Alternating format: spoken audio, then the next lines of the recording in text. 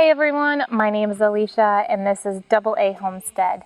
We are in the garden today. I'm very excited to be out here because honestly, with canning season upon me, I have not had time to come out here to really do much of anything. Andrew comes out here for me to harvest so I can keep production going inside the kitchen.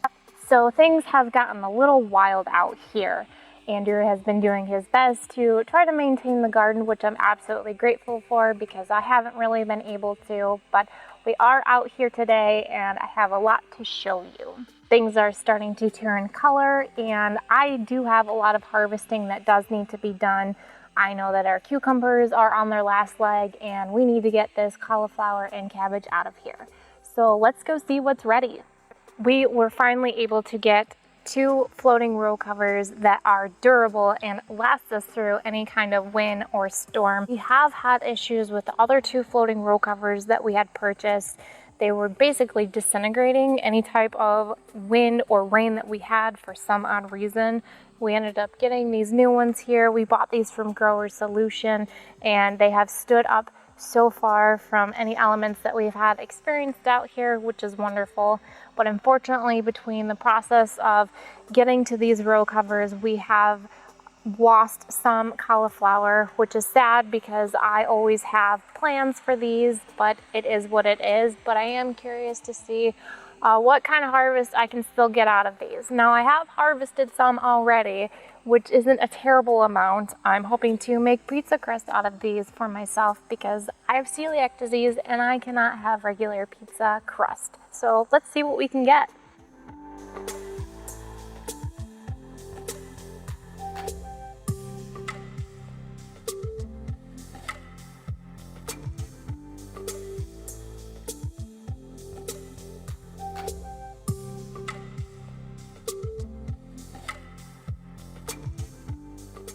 Starting off with the cabbage row. On the other side is the cauliflower, but I figured we would start here. These are doing pretty well. Looks like I can get a harvest out of most of these. Some of them look like they still need some time. I noticed that this one looks like it's ready to go. If you're unsure, you can do a field test. And what I mean by that is just taking the cabbage and feeling if the head is firm, and it is, so that tells me that I can harvest this. Typically, I would have Andrew help me with this process because we usually harvest from the very, very bottom. It's a lot easier that way,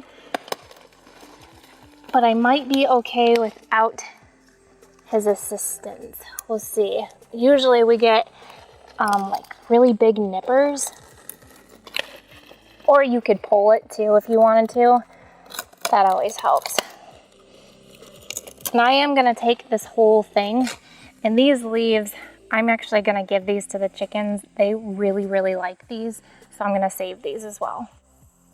I thought this was kind of neat as I was taking off the side shoots or the leaves that I've got like little baby head cabbages on the side of my main cabbage, which is really interesting. I think the chickens are going to absolutely love these, so I'm going to save these for those guys.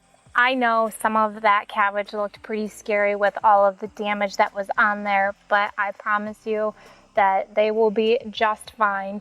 You could see that some of them looked like this. There are a few things that you can do to help prevent that. Obviously, the floating row covers that we had so many issues with this year. That's our main preventative that we use to keep those worms out from doing this to our cabbage and even our cauliflower. They love brassicas. The second thing that you can do is use DE on your garden. They don't like that. It will kill them off. So that is another option. We did do that. We just did not keep up on it.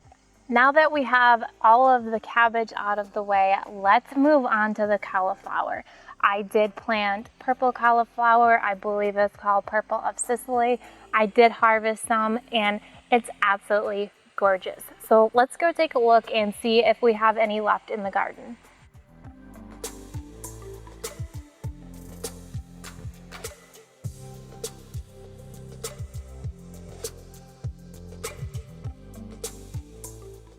You saw that I lifted that row cover, and what I found underneath was absolutely devastating, and every single one of them had this happen to them, I think except for one, and I'll show you what I'm talking about.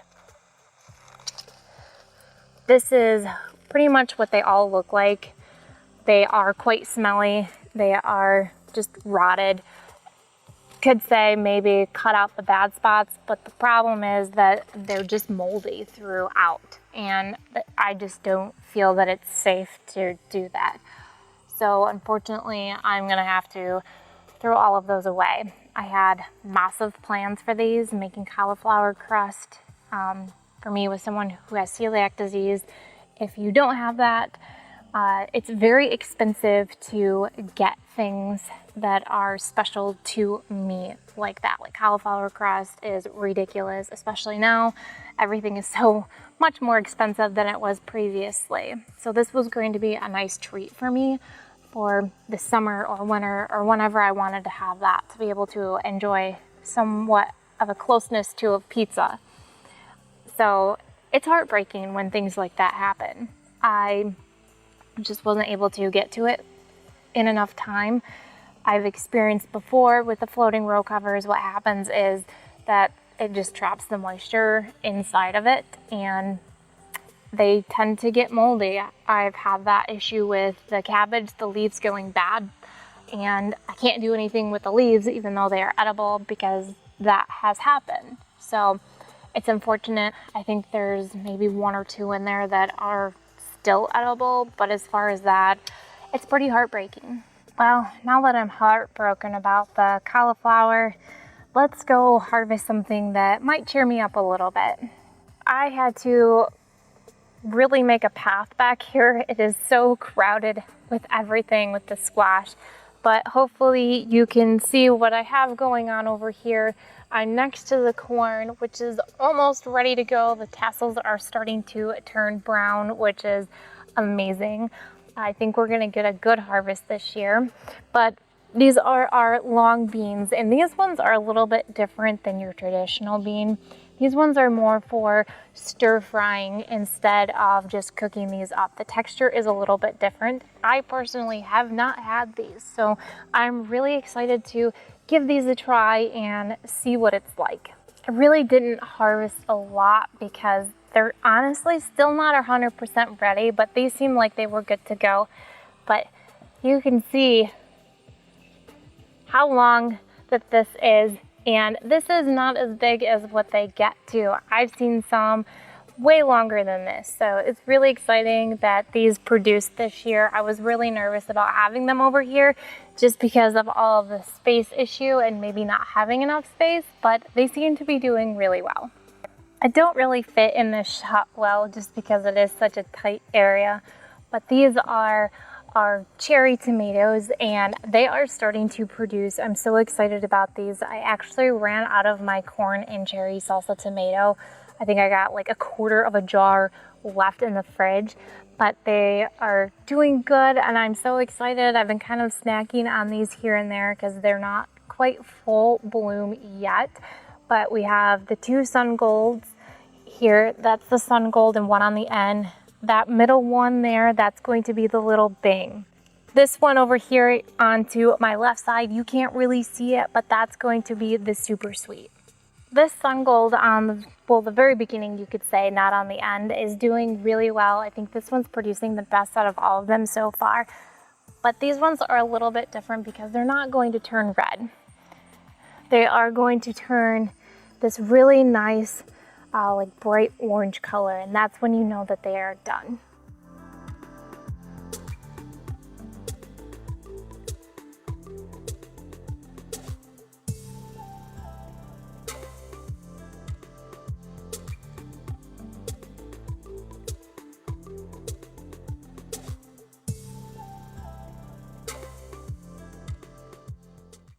I'm pretty much up against the fence, and I wanted to give you an overview of all of my acorn, butternut, and patty pan.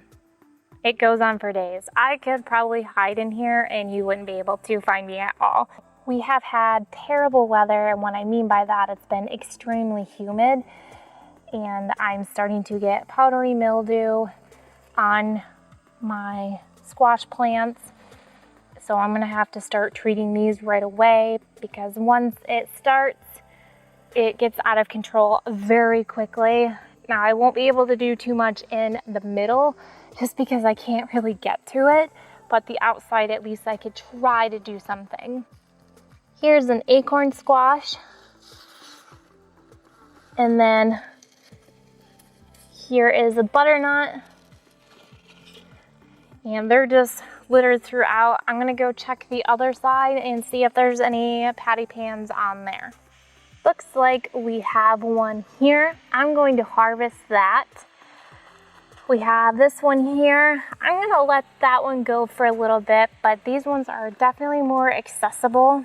Ooh, there's an orange one in there. I'm gonna see if I can get that as well.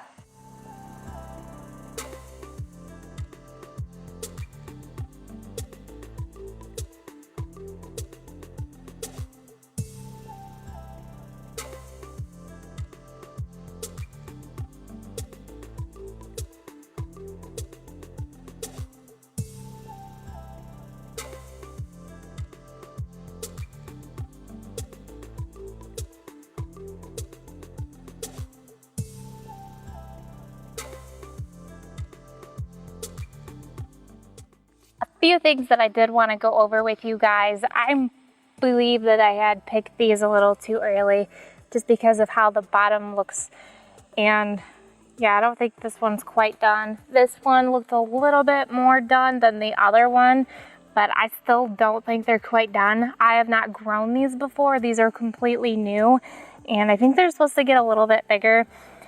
Out of the research that I have done, or what I've been told, squash is a little hard sometimes to tell. So one of the things that you can tell by how they are done is if the vine that they are growing on, the stem, has completely died, is what I have researched. Now, these are not completely dead, but this one is a little bit yellow. So I did harvest these ones kind of for funsies. I want to cut them open and see what they look like on the inside. Patty pans did not do well for me this year. This is the only one that I have found. I mean, of course, I could weed through all of this and really do a deep dive, but on the surface looking, there's not any besides this one. Andrew did harvest one the other day. It was a little green on the bottom. This one's still a little green on the bottom. I don't know if you can tell with the sun beating down. I'm still going to cut these open and see what they look like on the inside. I'm pretty sure they're still edible. I don't see why not. If they are not completely done, I will give these to the chickens and they will have a nice snack. I am still next to the squash. I just happened to look over to my left, and I'm gonna be honest with you, I completely forgot that we had eggplant growing in here. And I harvested one, did not get to it. There is a ton of eggplants in here. So I'm going to harvest these, and what I'm gonna do is make, eggplant parmesan. Oh my gosh, I can't talk today, but that is the goal. Do you ever get in a mood where you're just so excited that your brain is faster than your mouth and you're trying to talk, but sometimes things come out, other words before other words, and it just does not make sense? Sometimes my brain works that way and it just goes too fast and I can't get the words out. So let's get these out of here. These ones are a little bit different.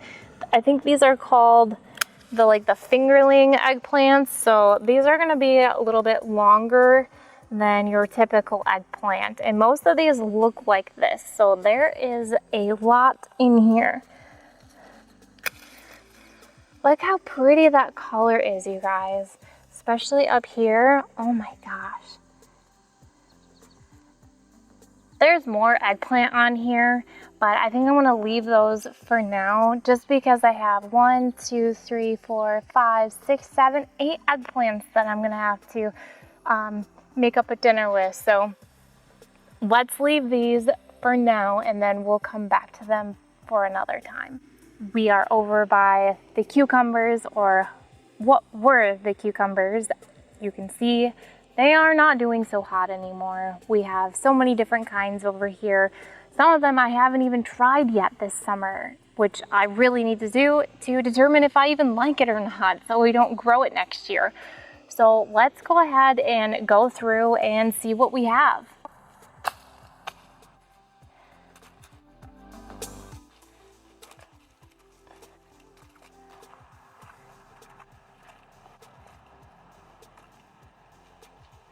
An example of what a cucumber looks like when it has gone bad on the vine is going to look something like this. Now this one is a little bit dramatic. Typically I don't let them get this bad, but sometimes you miss one or two and before you know it, they're ridiculously big or they've just gotten overripe. Usually it's just the ends, but in this case it is the whole cucumber.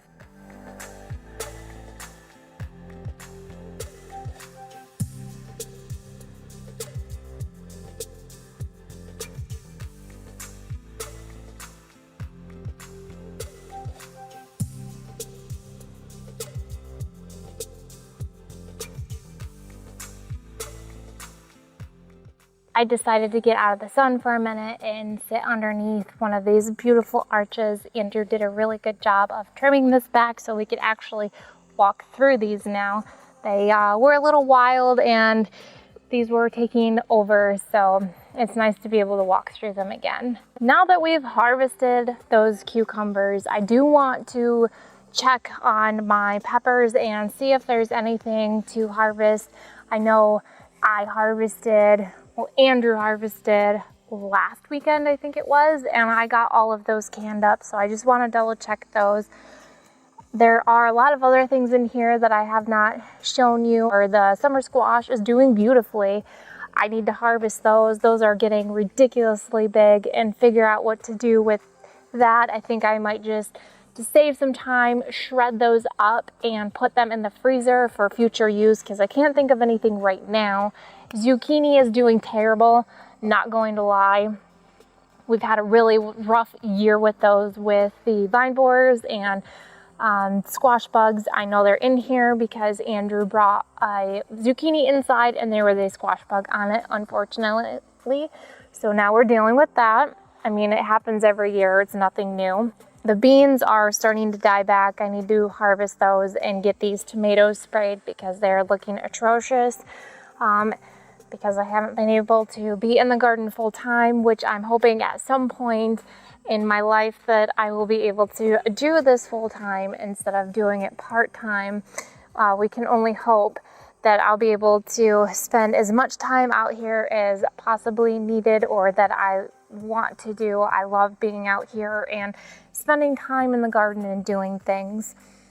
So the tomatoes are half and half. I need to go through and trim those again and look for hornworms. I can tell from here that one of the tomatoes have been eaten.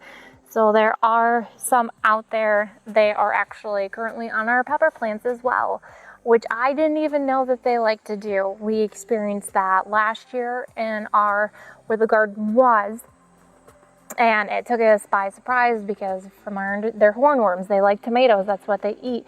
But they seem to also like peppers as well. At least in our garden, they like to eat those. So I got to find that one too and get that out of there because they can do quite a bit of damage in a very little bit amount of time. You'll know when you have one. The damage is quite significant. But let's go over to my peppers and see what's going on over there. All right, we made it to the pepper row and I can see there are some on here, at least the banana peppers. There's not a whole lot. I did want to show you that this is completely okay with the striping on there. Nothing wrong with it. When you have hot peppers, what's going to happen when it's on the vine long enough, they're actually going to either get some kind of cracking or striping on them, or they may even turn red. If that's not their true color, that just means that they're really hot or ready to harvest. One of the two is going to happen. So don't worry about if you have cracking on them. Let's see if I can find a jalapeno that's got any cracking on here.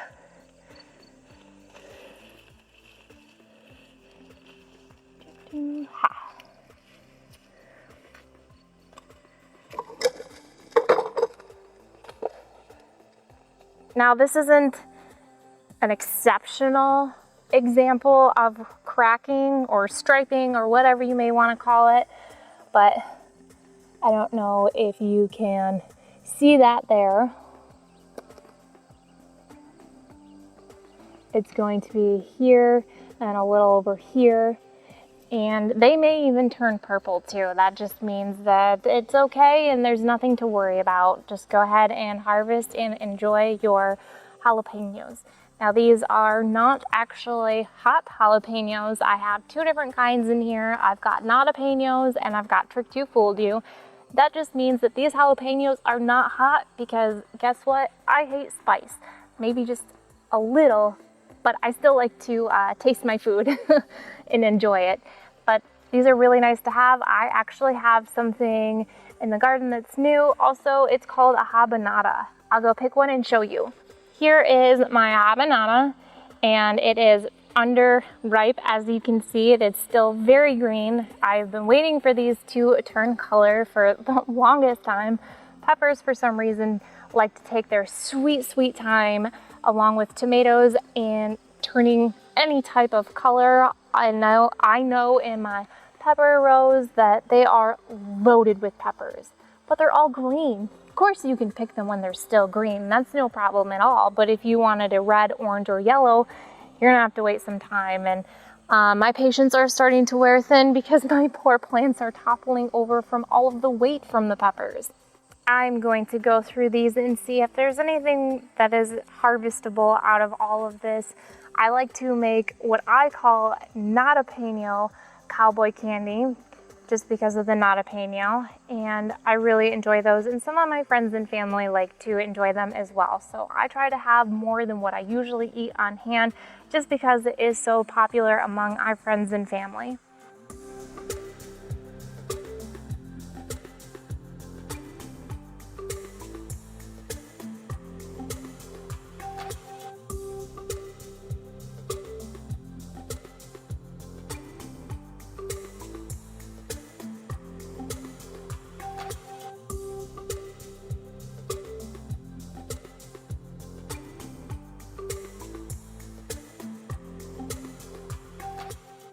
I'm very excited because we're starting to get tomatoes that are turning red. How exciting. And on top of that, some of the basil that I planted is actually growing, which is fantastic. We have a nice birdhouse gourd growing in, and we've got little babies popping up throughout. So we're gonna have a lot of birdhouse gourds this year. I think it's about time for me to get inside and start taking care of this wonderful produce that I was able to harvest out of the garden today. And I want to thank you for being in the garden with me and joining me. I really hope that you enjoyed this video as always. And to help us out, don't forget to hit that like, subscribe, and share button. We always appreciate that when you do that. Thanks so much again, everyone, and I'll see you on the next one. Take care.